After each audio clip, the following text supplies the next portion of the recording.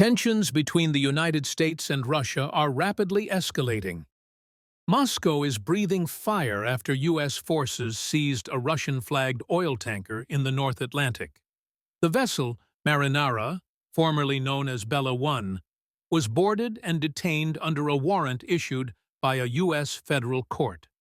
Washington claims the tanker was part of a sanctions-busting network transporting oil linked to Venezuela and Iran. But Moscow strongly rejects these allegations. In a sharply worded statement, Russia's foreign ministry condemned the seizure as illegal, calling it a gross violation of international maritime law. Officials insist the ship was lawfully operating under the Russian flag and had received a temporary permit to sail in late December. The ministry warned that the U.S. action could lead to a dangerous escalation of military and political tensions across the Euro-Atlantic region, lowering the threshold for the use of force against civilian shipping.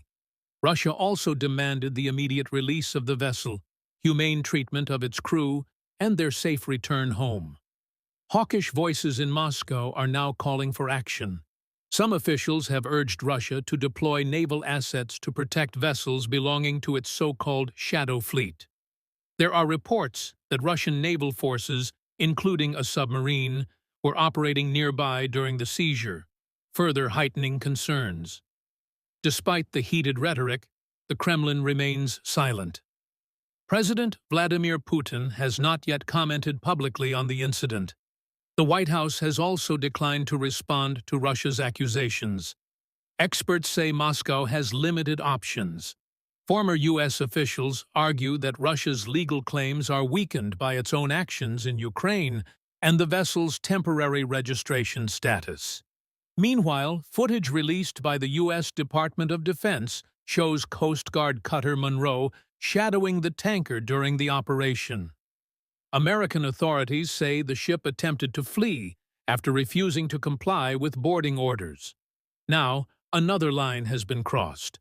What began as sanctions enforcement at sea has turned into a new flashpoint between Washington and Moscow, one that could spiral into a far more dangerous confrontation.